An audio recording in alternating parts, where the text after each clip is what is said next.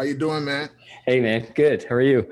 I'm doing good. And it's interesting how I have the yellow when you're UCLA on, Yeah, I just like kind of.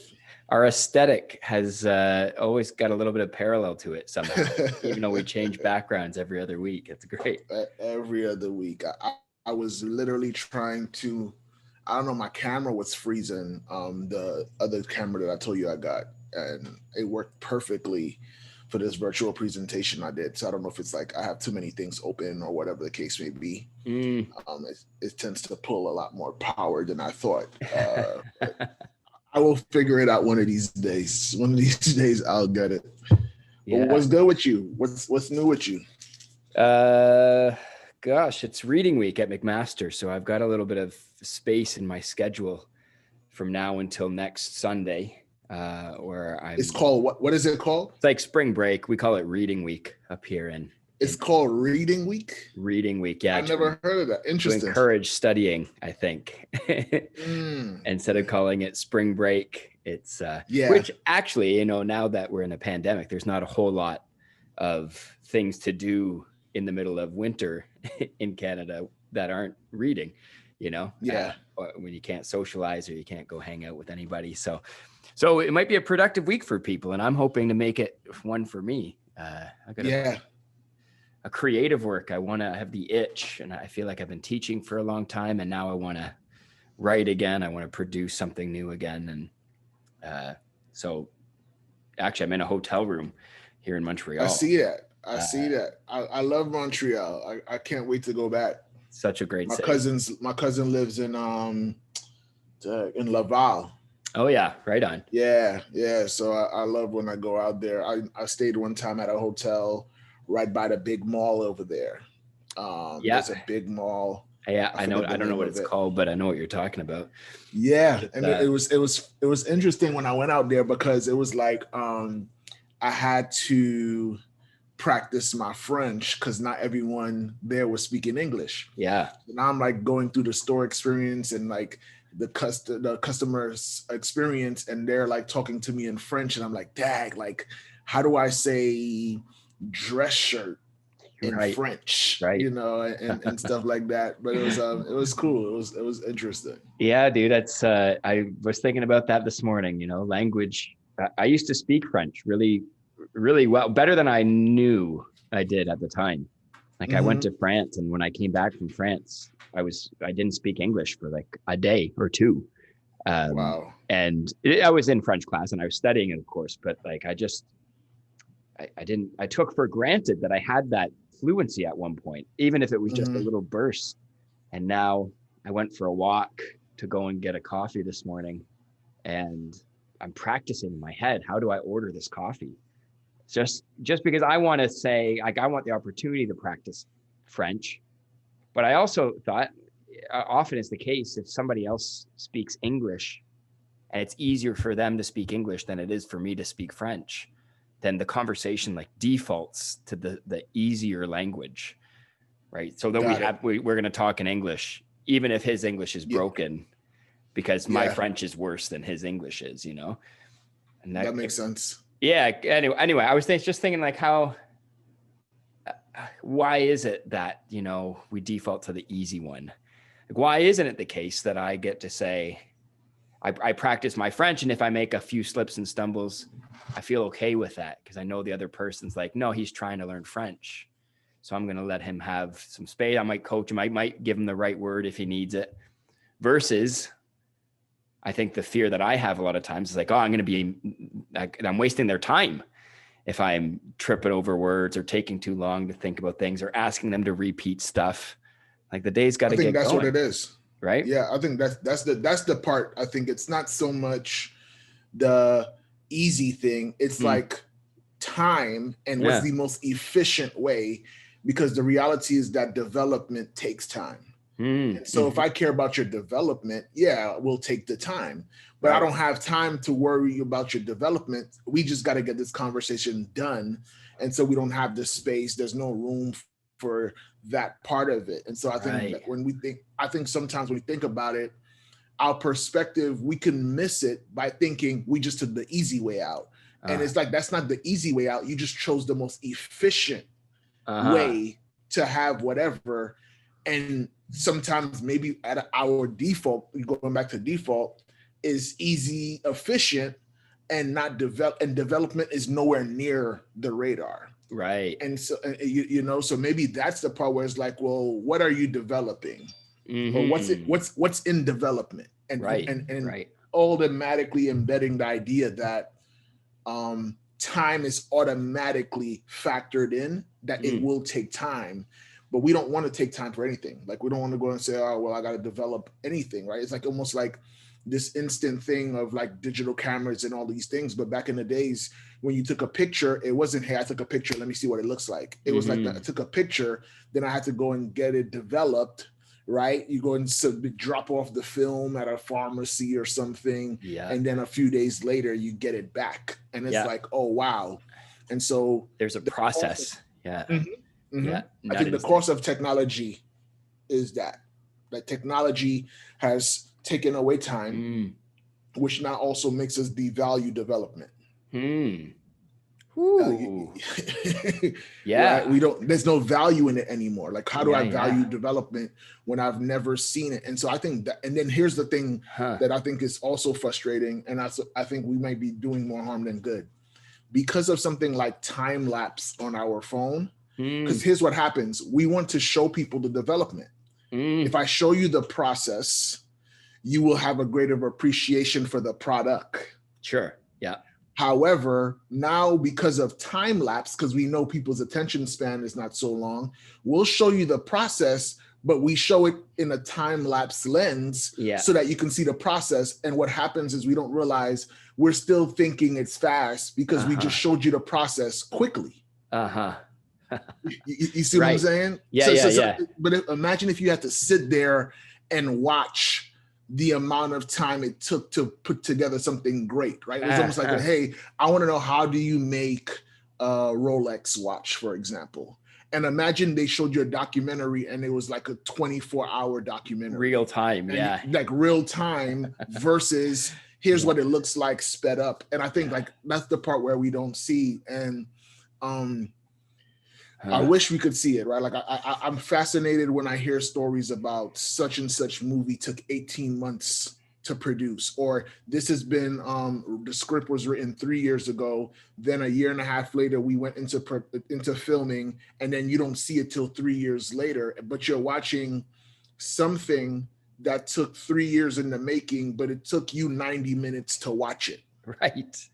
And it's like, oh snap, like this is what's happening. And I think I've been guilty of this, and I recently read a book by a guy named Dan Kennedy, and it was about ruthless time management or something like that. Cool. And he was talking about, we need to understand how much time is allotted per project that we're doing. And I never did that before. I never put a time limit on a project. I just said, this is the project, never considering the time that it takes to produce it. And sometimes we might put, because we don't have a time limit, we spend endless amount of time on a project. Yeah. Exactly. And so I'm like, wow, like that's so profound just to see like how much time it takes. And I think the bigger the thing is, the more time you have to give it to develop, the more time you have to go and do something, get feedback, tweak it, do all this stuff. And I always go back to this whole idea of like Apple's biggest line item in their budget is research and development. Right. So when we see it and we're like, man, they do such a great job. Look at their sales. They continue to break records time and time again. But it's like, but what's the biggest line item that allows them to have that output? And that's the input. The input of that is R&D. It's research and development. And I think what happens is, for individuals, our biggest line item is not research and development. Right. Right? Like, who got time to research? Who got time for self-inventory? Who have time for self-reflection, self-evaluation, all these different things? Like, I don't have time for that. And so because I don't have time for that, then my development is insufficient. It's not enough. I have a deficiency in that. Oh, yeah. Whew. That's all of, we should write that. Like, let's take that chunk out there and just put that in its own separate track. Yeah, I'm big on it now. I wanted to ask you this, but I'll share mine. But I wanted to like kind of talk about like what is the last thing that you heard that really made you stop? Ooh. Right. So we look on social media, we scroll, and we're all trying to create a piece of content that will get somebody to stop scrolling and read. Yeah. I'm curious, what is the last thing that you saw, read, interacted with, engaged with that made you go and stop and forced you to say, like, I'm going to make room to digest this thing that I just encountered? I'll share, and then you could just think about it on your end. Yeah, that's a good one. So for me, I was listening to a podcast. It was Jerry Seinfeld being interviewed by Kevin Hart in a new podcast called Comedy Gold Mines is what it's called, right? Cool. And so Jerry Seinfeld starts talking, and he says, I don't like to do or engage in anything from someone who's kind of into it. So they're like, how come you're so great at what you do, Jerry? Like, how do you think of these great jokes? Like, how do you take a thing like a camera lens and turn this into a 5-minute joke? Like, how did you do that? And he said, well, Kevin, I'm into comedy. I'm into it. I'm not kind of into it. I'm into it. And he started talking about the idea of, would you ever want to possess something from someone who was labeled as they were kind of into it when they made it? So like the guy who makes the pizza, or the guy who makes this car, or the person who was flying the airplane. Yeah. Like, do you want a pilot that says, I'm kind of into flying? Or do you want the pilot that's like, I'm into flying? Like, I love it. I consume it in all different facets and stuff like that. And so when I heard that, I felt guilty, because I felt like the only things that I had on my resume were kind of into it. It was like, and I'm like, dang, what am I really into? And it really made me stop to think about that. Like, what do I love at a level where it's almost insane to think how much I like it. Right. Yeah. And what he said was in the podcast, being into it is one level below insanity. Like one level below. Like if you just went one extra step, is you're crazy. But one level below it is the people who are really into it, and that's where greatness lies. 1 inch away from insanity. And I'm like, man, that's so crazy. And they call him like a comedic scientist. That's what he's known as. And so I started to think about like, what am I a scientist in? So that's been something I've been processing for the whole entire week. I had a whole 2.5-hour conversation with my wife about this. Like, what am I into? Like what am I like? What do you think? Like, yo, Geo, I can't pull you away from this. And the last time I could remember being that way was in high school playing football. The last time I could really say, like, I have a vivid picture in my head where I'm like, man, you were like one step away from crazy. It was that. I'm talking about as a high school player, we would play games on Saturdays, and I would go to sleep at 4 a.m. the night before. Wow. Because I was studying the opponent so much. And I had like, I'm talking about like, yo, you got to wake up, you got to be at the field at 7 a.m. And I'm like, I don't care. Like, I will go to sleep at 4. Wow. And then, and I would know everything that the opponent was doing, like everything, like to a point in the middle of a football game, the quarterback said something and I told my team, this is what he's doing. And he looked at me like, it was as if he was in our huddle. Like, how does he know exactly what we're going to do to the detail? And the reason why I was sickly into knowing that stuff. Like, I stole the videotape from my coach's office so I could study it. Yeah. Wow. That's next level, man. You're right. That's like an inch away from that insanity for sure. But also, like, I don't disagree. That's brilliant, because I remember that was I had a moment like that in Magic with, I think I've talked about this with y'all, but it was staying with my Magic teacher for the first time. And I've only ever read his stuff. and practiced it. But I never had a chance to meet him, and he invited me to stay with him for a weekend. And it was Wow. just going to be the two of us in Vegas jamming on tricks and learning secrets.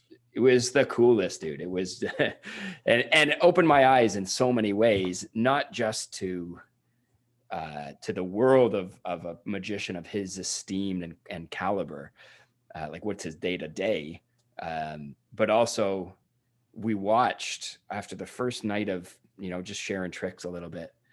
He made me almost like it was curriculum. He made me watch performances of Buckethead and of a skateboarder. Of course, I forget his name. I'm going to look it up in a second.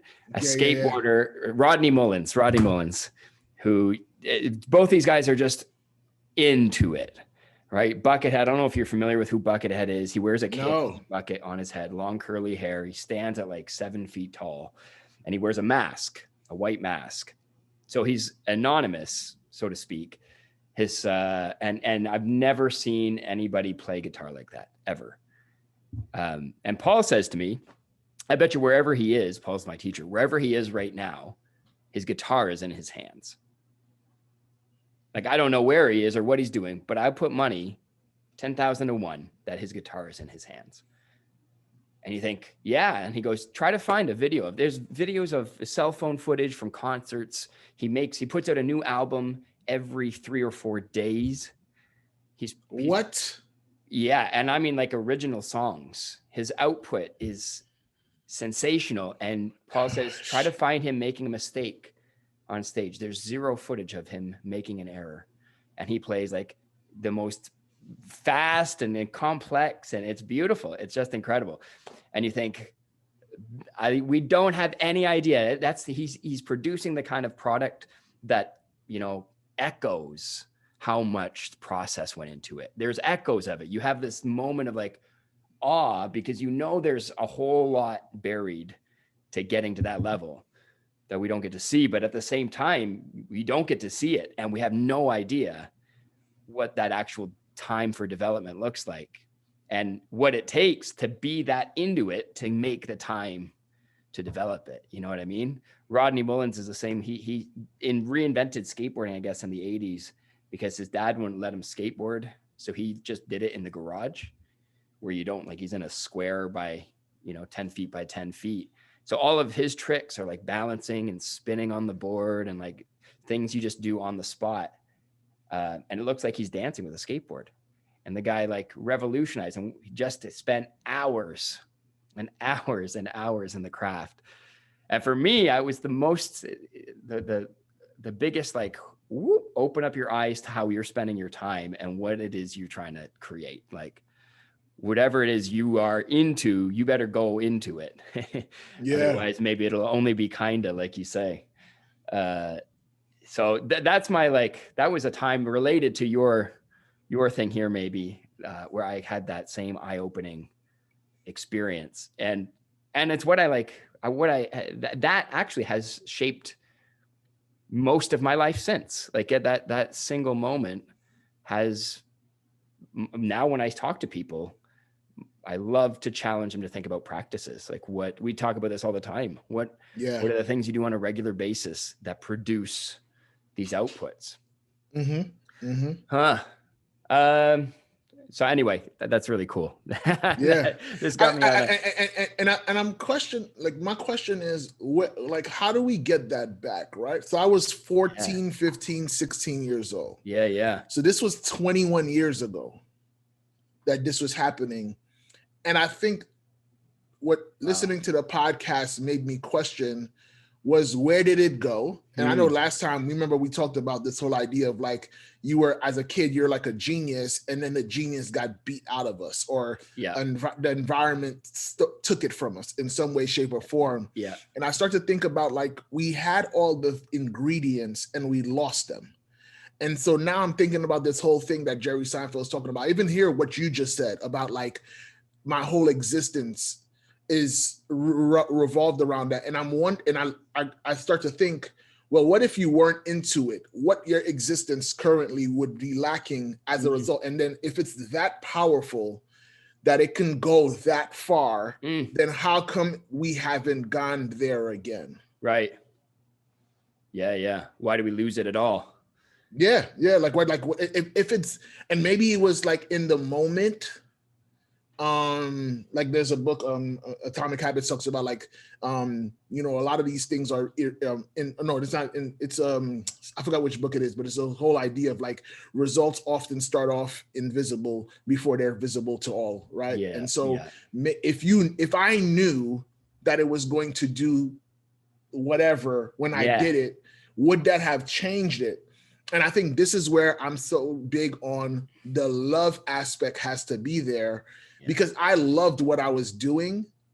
So the work, and I know sometimes we hear like, hey, if you do something that you love so that it doesn't feel like work, and it's like, but it's work though. So it's not, to feel like, and what it is two different things.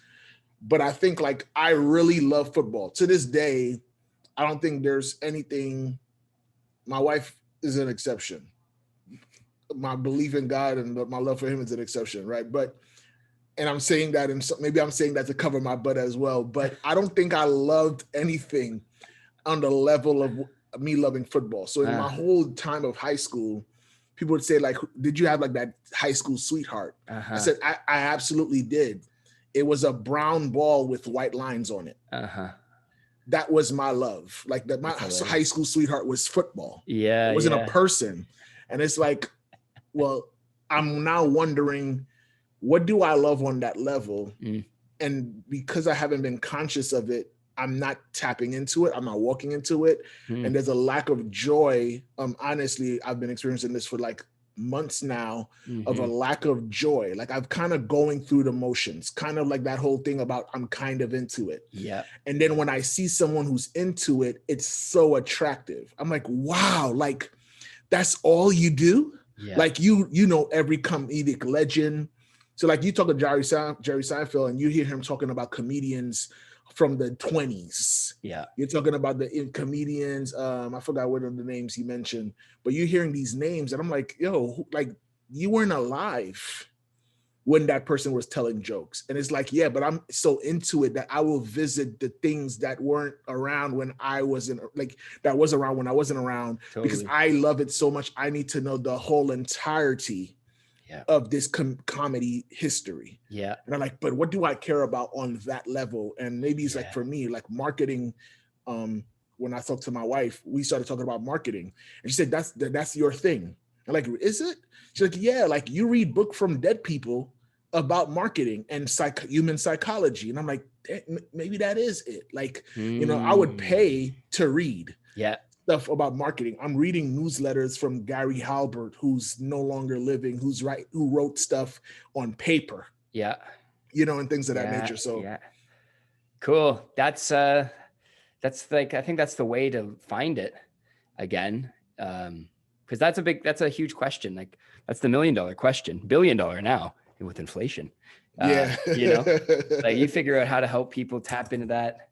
Okay. And I don't know if everybody's had it. That's like a big fear of mine, or a worry I have for the world. If I can be, if I can be that grandiose for a minute, but I feel like it's such a important, I know I've felt it. I know I've had that passion for, I've been lucky. I've had that passion for a few things at different points in my life. Maybe not to the degree where I was in it like your football. I don't have moments of that, but I do have like flashes in the pan where in martial arts I would just read about Bruce Lee and engender what he meant by his practices and his words, in addition to the martial arts. But I feel like how lucky am I to have those? Let's guess where I was going with this. Are there people that don't ever get that feeling? And maybe if they don't ever get it, they don't want it back. They don't know what they're missing. But I think for anybody who's ever had it, you can help them find it again. Yeah. You just solved the world. I think you just fixed everybody's problem. You just boosted the entire joy of the planet. And what would that look like? And so one of the things I wanted to mention, because you've already exemplified it, and it occurred to me that this is a practice I do with students a lot when helping like to career coach, which is, I think, a little bit like passion coaching, you know. It's what do you spend most of your time Googling? Like, or what would you pay to read about?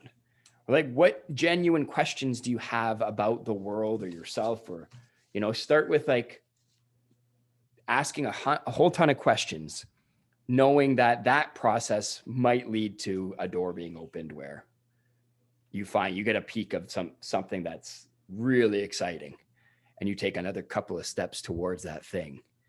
And then maybe like that excitement wanes again, goes away.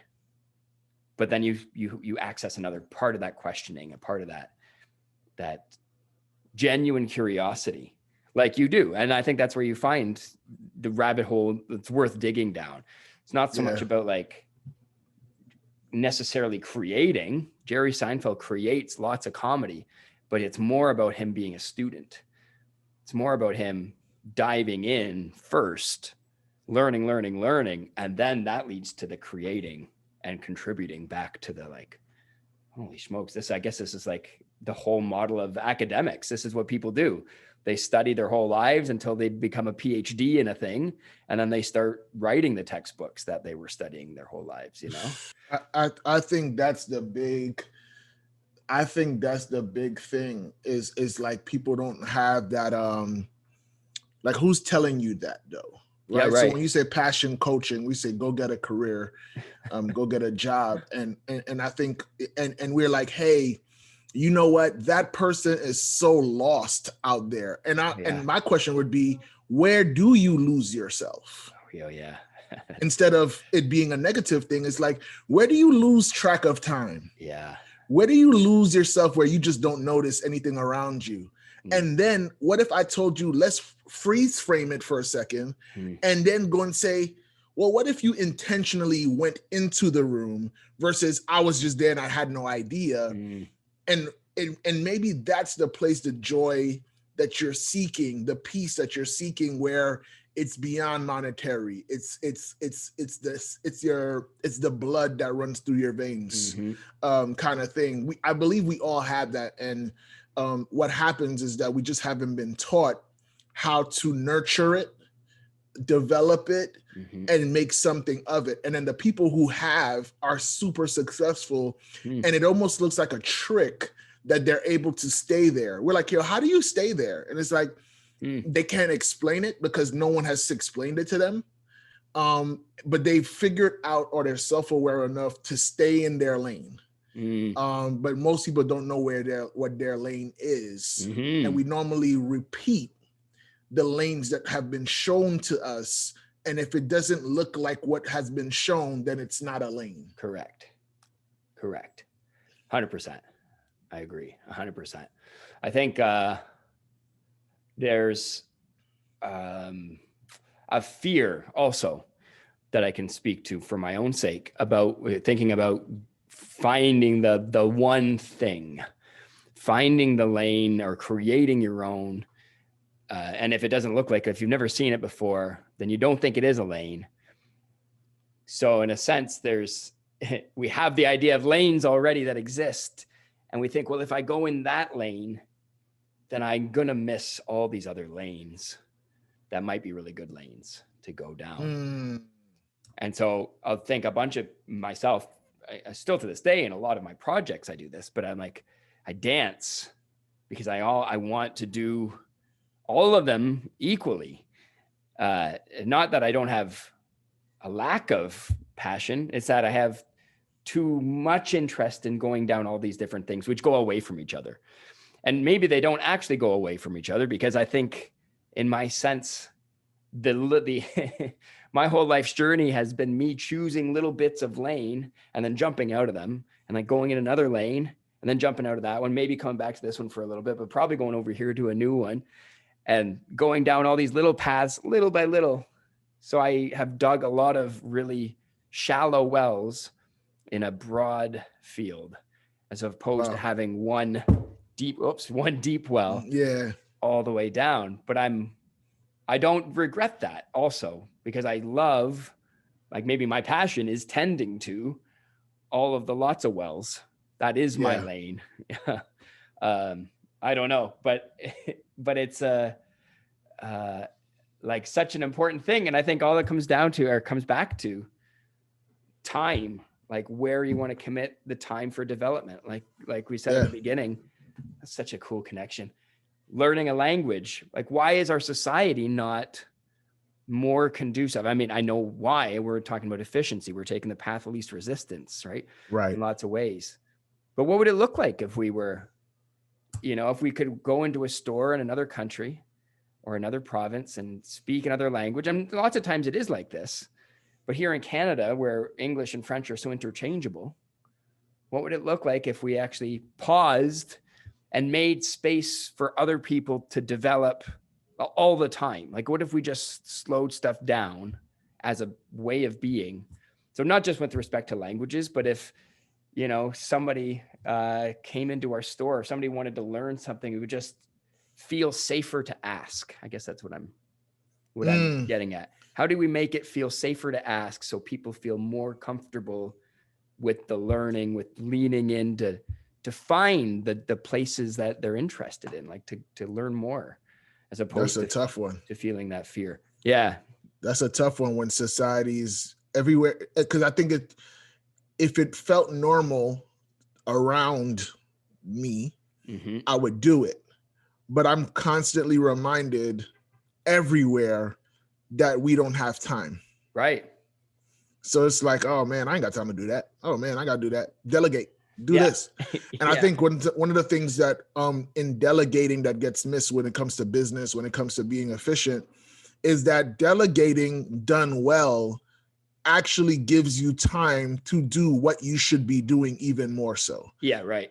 It's not delegating, is delegating this thing so that I can stay on the main thing, Yeah. not delegating for delegating's sake. Yeah. Right. Yeah. Yeah. Like, hey, I ain't got time for that. Well, if you ain't got time for that, what do you have time for? And if the answer is nothing, then delegating is not the solution. Correct. Yeah. Yeah. Yeah. Yeah. Yeah. And I think sometimes we're like, yeah, man, I'm a CEO, so I got to delegate. And it's like, yeah, but if you are the CEO, what are you, the chief executive, executing, or executive office, or whatever the term? Yeah. Like, what am I actually the chief of? Yeah. If all I did was delegate everything. Yeah. And right. I think that I hear it all the time. I got to delegate. I got too much things on my plate. And I'm like, but have you ever asked yourself, what am I keeping on the plate? Or are you just trying to get rid of the plate? Everything that comes on it. It's like, no, what's on your plate that you're like, this thing I want to keep? And it's funny, and I like how all this stuff comes full circle. Yeah. I just bought a card game called One Gotta Go. Okay. And it's his whole thing. And you've probably seen memes on social media. If they'll say, like, let's say they'll take the 4 top musicians. Okay. In history, and they'll say, hey, beloved, one of these magicians gotta go. Which one? Right. Okay. And so and then you have to argue why that one has to go out of the 4. Oh, cool. And I think one of the things in the game, it's cool because they also have a flip thing where it's like, if too many people agree with the one that gotta go, then flip the rules and say only one can stay. That's so good. And I'm sitting here and I'm like, oh my gosh, this is sidebar, but I feel like it's a fun game, and we do this stuff together, and I love doing this because it's just fun that we're on here. Yeah. And so I'm curious. I'm gonna ask you one of the questions. That's awesome. As a matter of fact, can you share? Can I have sharing capability? Do I? Let me give that to you if you don't.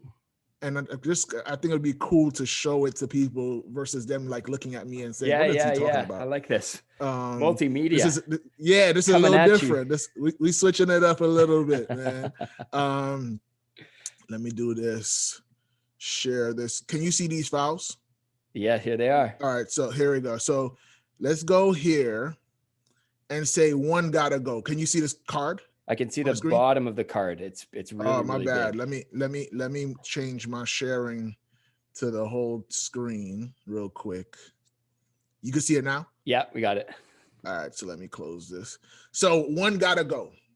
chocolate, vanilla, strawberry, or butter pecan.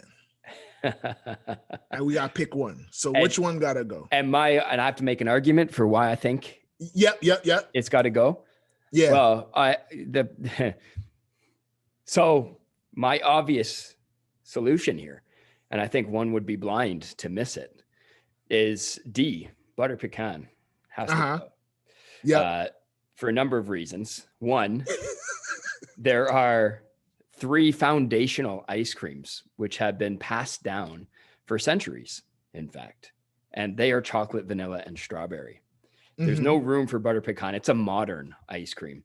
The second reason is that there's nuts in butter pecan, and that's just always a reason that it's got to go. Wow. I'm liking this. You know, but here's what happened.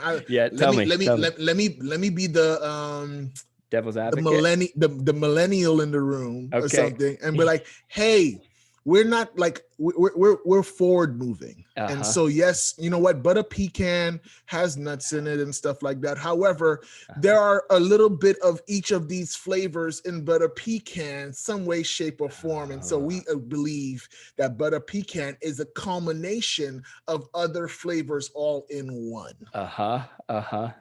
And so why go and settle for just vanilla when you can get a little bit of vanilla and a little bit of pecan and butter too, right? So like and so I look at these games and I'm like sitting here, and there's some good ones here. Let me see if I got a different one. Oh, one gotta go. Sunny side up, scrambled, poached, hard boiled. And I love these questions because it's like, and maybe I don't know if I should just like do this with schools or something. Like this is just a fun thing because not only we have to make a decision, we have to also defend. Yeah. So it's almost like a debate, but in a fun way. And it's what's your reasoning? And I have to try to convince somebody that, like this is the actual correct answer. Like this is what it should be. Yeah. Woo.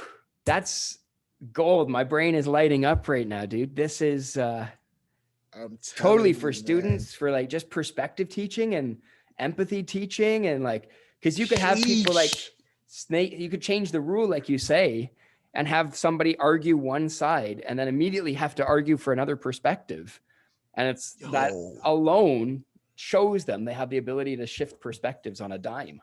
Oh my goodness. Like this stuff right here, like it's crazy because I just bought this game because I was like, I like when they do it on social media and all this stuff. And then I was like, I saw the game on my ads and I was like, oh, this will be a fun game for me to play with my couples and like, because we're not all going out together. And I was like, I could bring this onto a Zoom and do like a couples thing and do it. And now as we're talking, and I brought it up. And here's the thing too. I think like the cool thing about us having these conversations is that I don't feel like there's nothing I can't bring into it. Yeah, right. And so because there's nothing I can bring into it, this could be something that I had no idea I was going to share. It may have nothing to do with what we're talking about. But I still feel I have the permission to throw it in the room. Yeah. And when I throw it in the room, it has by throwing it in the room, I get a chance for you to go and say, well, this is empathy teaching. Yeah. This is this teaching. And it's all within the context of a game. Yeah. And so now when you go and say, hey, well, let's go and do a debate. And sometimes we go and do debates and they're so serious. Oh, yeah. That we don't see how debate can be play. We just think it's work. Oh, this is schoolwork. I got to go and say, why did Brown versus education? And I got to defend why this is it. And it's like, not that that's a bad thing. Right. But I think sometimes when we go and make people play and tell them there's an element of play in everything, then all of a sudden they're more open to the serious stuff, and all they have to do is find the play in it so that they can go and still have that enthusiasm. And so this type of thing of, like you said, the empathy part, the making it fun, having to defend, make a decision. Like life is just a bunch of choices we've made. Make your choice. Which one gotta go? And you just, and again, decide and defend. Yeah. I didn't defend. I want scrambled eggs. Why? Who wants to go and see hard boiled eggs? It makes your breath smell just like hard boiled eggs, for example. Yeah. And I can't stand to see the yolk on the outside. Like I need to see it all blended up. So I'm a scrambled egg guy, right? I'm not the sunny side up. I can't even understand why somebody would eat a hard boiled egg. Somebody will say, well, it's healthier. And I'm like, but you still ate the yolk. So don't tell me if you took the yolk out and you said I only ate the egg white part. I'm like, all right, well, you have a little bit of an argument. But you're arguing with me that I shouldn't have scrambled eggs because the yolk is bad, but you kept it in the hard boiled egg and you ate it too. Right. So then when we start going back and forth, it's like, well, is the yolk really unhealthy? And then like, I never thought about it that way. And I think that's the beauty of it is that the multiple perspectives that could come from this is crazy. That's brilliant, man. I really like that a lot. I'm thinking about using it in a magic show actually. Because there's so much entertainment in it. Like listening to other people defend something mundane or ridiculous. It's improv comedy in a really structured way. So it's easy for everybody to participate in. You could vary on that. You could have people give them the perspective. You can have them have to change their argue for the other side. Yeah. Argue for hard-boiled egg, Geo. And Now you got to put it in. Shucks. I don't want to. That's really cool. That's really cool. Thanks for sharing that. I'm so glad. No doubt, man. It's crazy. It's a crazy game. But I love it. Play is big too. I was going to mention that earlier. I made a note to, as you were talking about, trying to find that joy, that fire. And I was going to ask, what was the role? It is work when you're staying up until 4 a.m. studying your opponents, their plays. That is work. But there's a fun in that work, I guess. Right. Then maybe that's there's a reason or a fun at the end of the tunnel. What is the fun of football, or what is the fun of marketing, or and I think if we make opportunities for people to do that, like you say, you play a game versus having a debate, the skills are more the skills come secondary. They come automatically through the action of playing and having a good time. Yeah. Right. If you teach debate, you're trying to teach skills first. And some people who love to debate they get those skills because they love the fun of that debate. Yeah. So that's with football. You love football. You learned. Oh, dude, this is so clear for me now.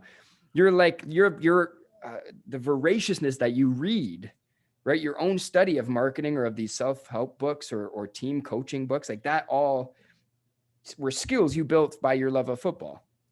I'm totally putting that on you, but staying up till 4 a.m.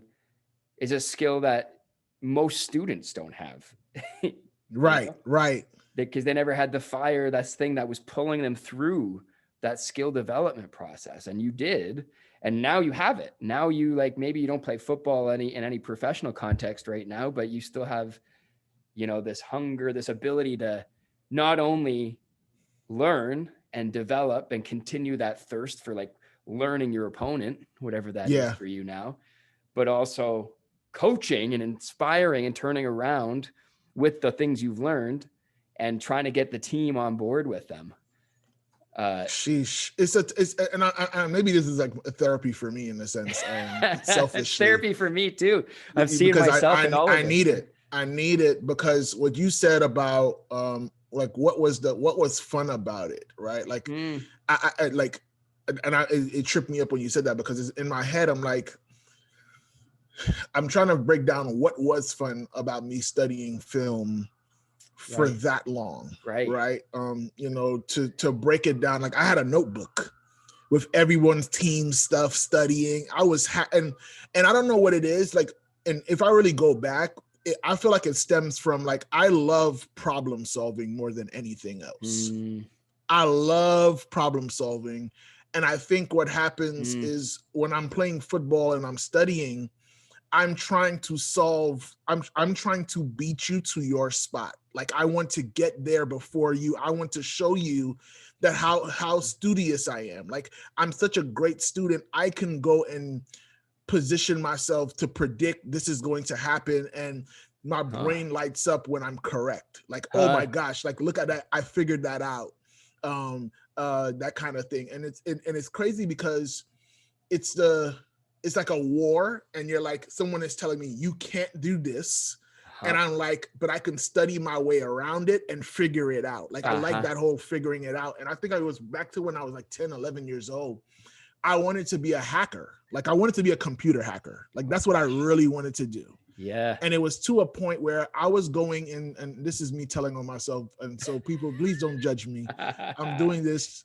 Anyways, whatever. So I would go in, I would go into this thing called IRC chats back in the days. Yeah. And it was like, I was going in rooms talking to 30, 40-year-old women at 11. Whoa. Right. And hacking it and making believe I was something else. So I never turned my camera on. When there was this thing called ASL, where you would say age, sex, and location. Yeah. And then the last thing was picture. If you had a picture, you put pic. I'm 11, so you ain't never seen a picture of me. Right. So I would say my age, I'm 27, male, New York, or say a different state. So I don't really get too close to home. And I would talk to these women, and we would have these conversations. And it was like, how long can I keep this going before someone says, I'm done with this. This is not going anywhere. And so you keep on saying something to keep it going. Right. It's almost like playing improv. It's almost like a version of improv where you're like, your job is to keep on saying yes and we can't have this stop. Let's just keep the train going. So interesting. From that point, I'm like, oh man, I love this hacking stuff. I love how to like figure it out. Like, what's the password? What's the code and all these things. And so football to me was problem solving. This person had a goal, and my job was to try to stop them from getting there. And essentially was a different form of what I did in second and third grade, which was chess. Football was just human chess. That's what it was. Yeah. And then marketing becomes the same thing for me. It's human chess. It's this person has a desire, and I have to figure out how to best position my message to get that desire out. Even if that person doesn't consciously know what's happening, I have to figure out the combination numbers to unlock that in them. That's what gets me in motivational speaking. That's what gets me in marketing. That's what gets me in everything. It's like, ooh, like I just want to play this game of figuring out what's the combination numbers. Yeah. 100%. That's so good to know. That is 100% you. That's really great. Loving the problem solving. That to me is enough of a category.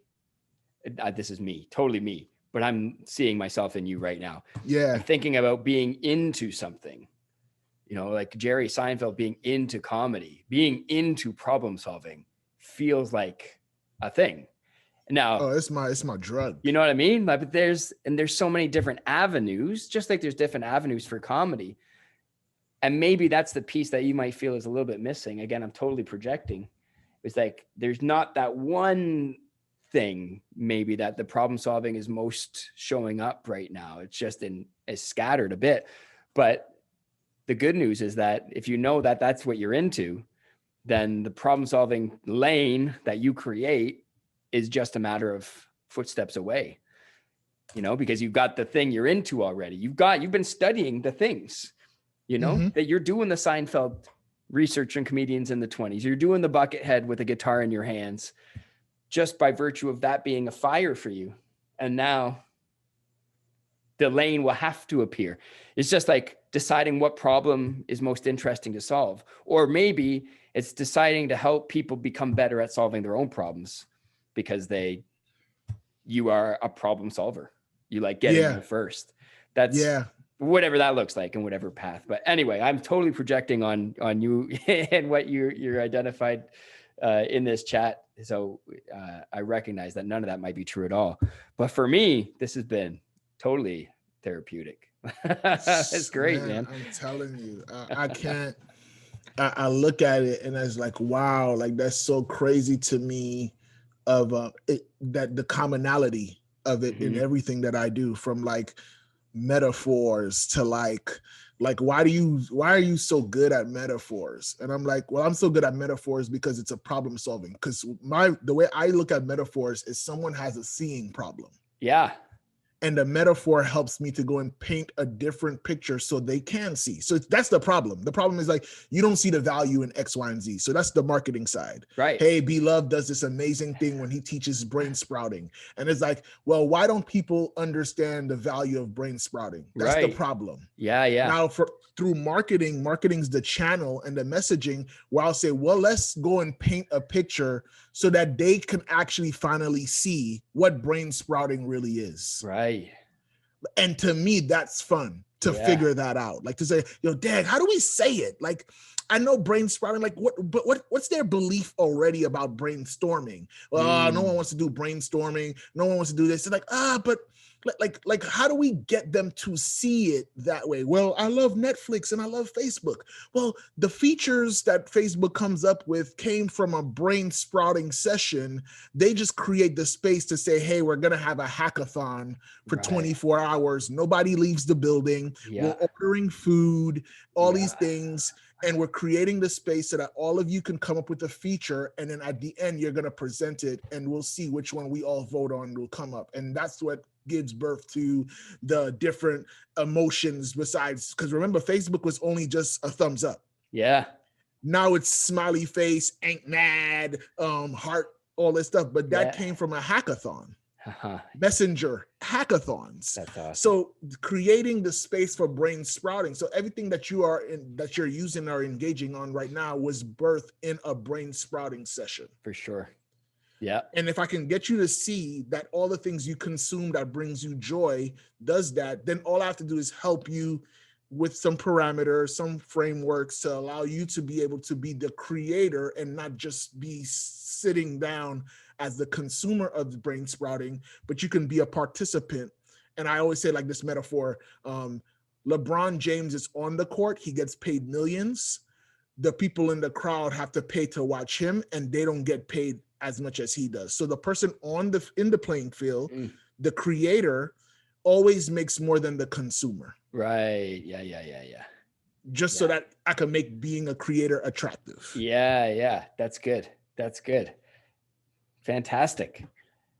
I got some notes for brain spreading now too. I love the idea, man. So real quick, I know we're running out of time, but like I'm curious to know, back to the original question of like, what was the thing that stopped you in your tracks where you're like, dang, that one, I ain't gonna lie, like, or something that you felt like, I can't believe I'm still thinking about this. Maybe like you thought about it for a little too long.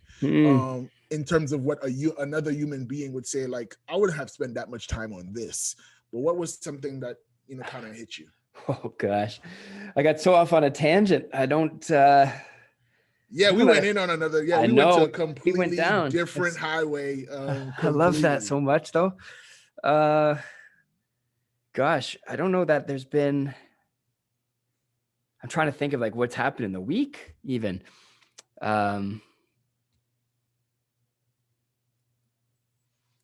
You know what?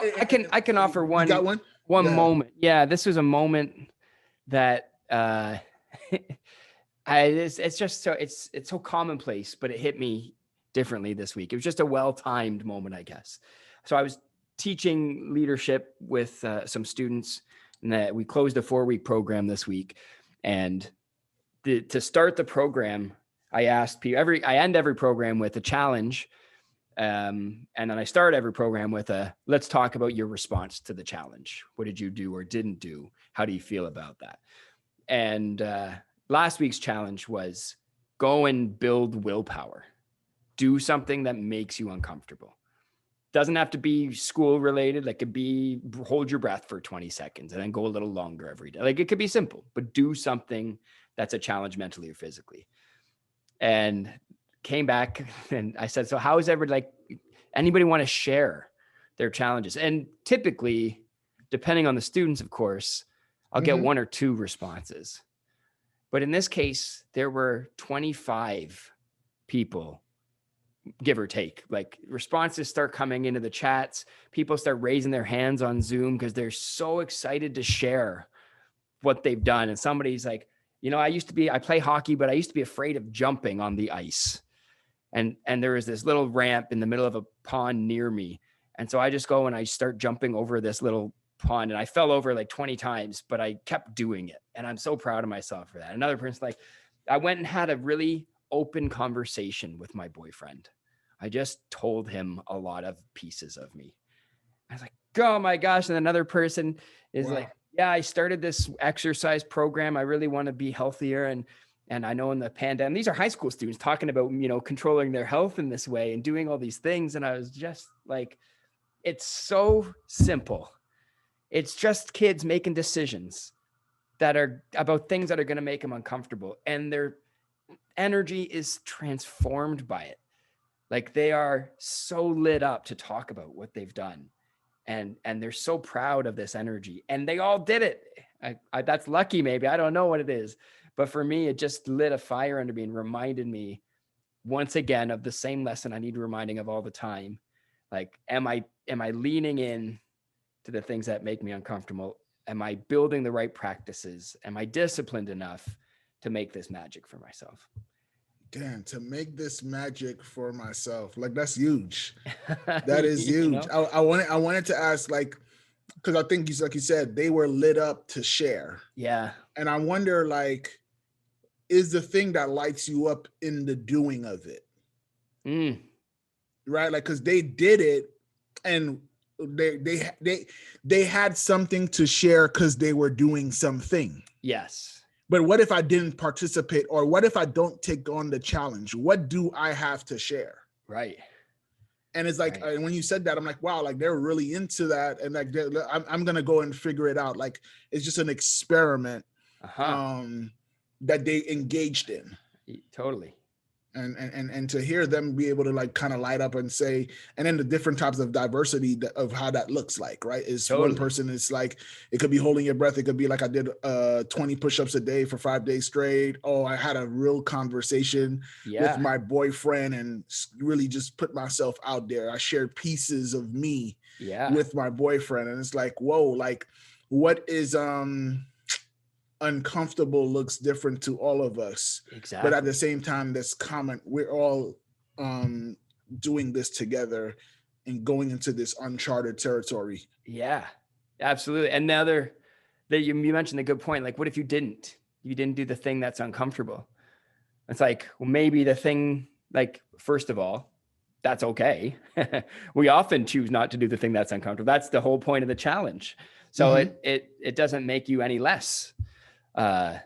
And there's the chance to do it today, and there's the chance to do it tomorrow if you decide not to do it today. And then 2 days from now, if you're still kicking around here, there'll be another chance to do it then. So like, it's okay. And maybe your challenge is sharing that you didn't challenge, or maybe your thing that's uncomfortable. Yes!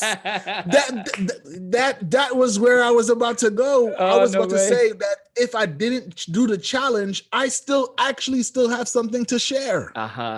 So when you said that, I'm like, oh yes, he got like that. It's right there for the taking. Oh my gosh, that's great. Like, that's so huge. That's so big. Last thing before we go, I wanted to get your perspective. I'm going to share this. Sure. Let me see if I could figure this out. Because I wanted you to explain it because I was curious about it. Let's see if I figured this thing out. We're using this modern technology stuff. I know, we figure it out day by day. We're figuring it out, and we're going to do all of these things. I bought a foot pedal. You bought what? A foot pedal so I can change scenes without using my my hands on the computer. So if I want to be like away and do it, I don't have any scenes set up. You could change, and when you say change scenes, are you meaning like in OBS? Yeah. I can change my background by clicking the foot. I can change the camera. Good. We're gonna have to talk about that at a different time because I just downloaded. I downloaded OBS. But then I see that it makes my computer run slower. A little bit, it will. A little bit, and so I still gotta figure out how to use it. But I like that foot pedal thing because that's definitely something I want to engage in. This is what I Okay. wanted to ask you about. Oh yeah. So I saw you post this, and I'm glad to bring this up because I was curious about it. I'm like, it's a cool picture, Uh-huh. but I'm trying to understand what it is. So let me just read the caption real quick, Yeah, and yeah. then you could talk about it. So it says, "We're all just looking at the world through a broken set of lenses. Am I right?" He says, this photo captures a different time in my life, but then me and present me are sharing the same thoughts. Any guesses?" So just talk to us a little bit behind this. It got a bunch of likes, comments as well. But I just thought it was something that I wanted to go and hear your perspective on it. Because to me, if I'm just being honest, it was something that sounded amazingly deep, Huh. except I still didn't understand why it was deep. I just knew it was. Yeah, man. Yeah, it's definitely a little more like poetic than it is anything sensible. But and it should say, this is a grammatical error. It should say, but then me, like hyphenated, referring to then me and present me. Oh, got you. Back then, like the Yeah, yeah. past. So then Got you, me and got you. present me, past me and present me are sharing the same thoughts. And I don't actually know what I was thinking in this photo, but judging by the look on my expression and what I tend to think all the time is, how fascinating is this? Both for the sake of looking through the color of the light as it goes through the liquid, that whatever that is, rosé wine probably in the glass, Uh-huh. and also looking at that picture with one shade on and one of the lenses falling out of the sunglasses. Wow. And then also thinking about how without these or with a different set of lenses, the entire picture looks different. And I think my regular train of thought, that the question I say, or the thing I say lots of times, is that I just pause, how fascinating is this? Like, how does it exist? How does it work? How is it even here? How am I here to see it and experience it? And there's that's in it in a nutshell. That's what I was thinking about when I made the caption. It's like, isn't it fascinating? And not what is the it? The it is Yeah. everything. You know? Nah, that's again, like I think that's the beauty of like images. That's the beauty of perspectives. Is like one person looks at this and says this thing, right? And then you point out and say, well, my glasses and one is dark and the other one is light, which I didn't even pay attention to. Right. It Then I looks see like it's just a regular pair of glasses, right? yeah, I'm like, it's a regular pair of glasses. Yeah. Hold on, is that on? It's not a regular pair of glasses. No.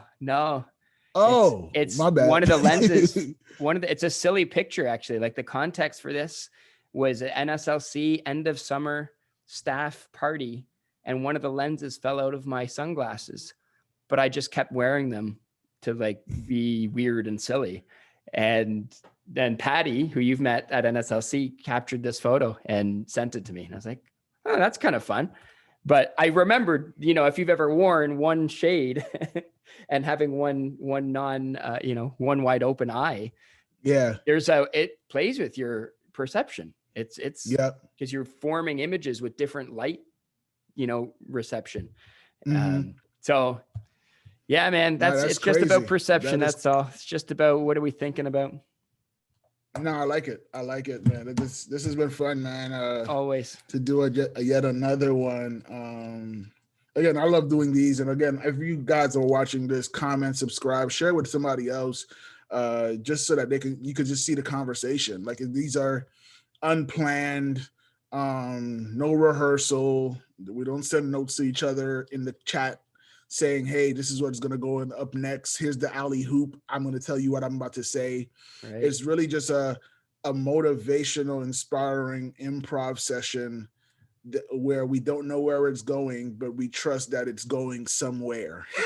like, yes, sir. And so again, man, it's cool. What brought you to Montreal, by the way? Like, just a different scenery? Yeah, just to mix things up for a weekend. Like I say, I'm on my reading week, and I wanted to get away and change the scene, change the perspective, and hopefully catch a wave of that inspiration or play. So I can, I want to write a magic show. I want to make a new motivational magic show that's got my poetry and philosophy in it, but also is visually awe-inspiring. And I miss performing so badly, so I want to do something about that. I love that. I love that, man. I'm glad that, like you said, you figure out what you need, get into a different environment so that you can have a new stimulus, so that you can go ahead and create. And I'm excited to see what comes of that. And again, like you helped me a tremendous amount today, just in figuring out the whole so into the love, and then even just the game about one gotta go. It's like, could you imagine, like in my mind, I'm thinking of like, can I imagine doing that and being paid to facilitate something like a game, right? Like it's like you're like, hey guys, like I'm gonna go to your school and we're gonna play a big game with the students. What are you gonna play? You're gonna play One Gotta Go. Like you just and I'll facilitate it. We'll have dialogue and conversation around it. And so I never thought about the whole idea of empathy. And I think one of the things is that we can do something so much that it becomes boring. And it's like, okay, yeah, it's Geo, keep talking. And I realized that with speaking for me, in the beginning, I did like the sound of my own voice. For sure. Now I'm tired of it. Yeah. Right. It was like, and I'm like, and now I find out that when I do inspirational talks, the responses from those who are listening inspires me. Yeah. Yes. I'm like, I'm here for you. But the beauty of it is that everyone in the room can walk away with something. And so, that's the fun part. So I'm going to see, I want to give it a shot. I want to see like, what does that even look like to play games with students, especially with the Zoom fatigue. And I think that's what happens. Can we if I can make Zoom fun for an episode, does somebody else now go into Zoom with a little bit of different energy, or can educators infuse it, right? Where it's like Friday fun day. And we're going to play, we go to school for 4 days a week. And the 5th day, we all come and play some type of a game. Oh yeah. Just so that we can kind of take away the stain of Zoom for a little bit. Yeah.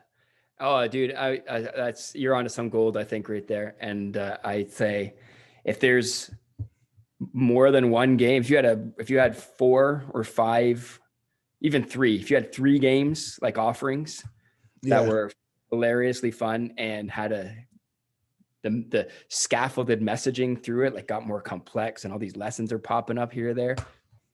That's $1 million idea right there. As a business, to me, that sounds like, if I'm a teacher and you're teaching my students life skills by playing a game that is guaranteed fun, like not a cheesy one, but a really good, high quality, take my money. Dang, man. Don't do that to me, B-Love. I'm already distracted. Just give it some thought. Just give it some thought. That's all. That's all. Man. Just give it some thought. Shucks. That's good. All right, my man. Listen, I want you to enjoy the time in Montreal. Go to that mall for me. And dang, I love that mall. I had a slice of pizza from there. I don't know what they did to it. But it was good. It was good, man. But have a great time. I hope that magic show, you get that inspiration that you need where you at. Thanks, my dude. Great talking to you as always. All righty. Take care. Peace.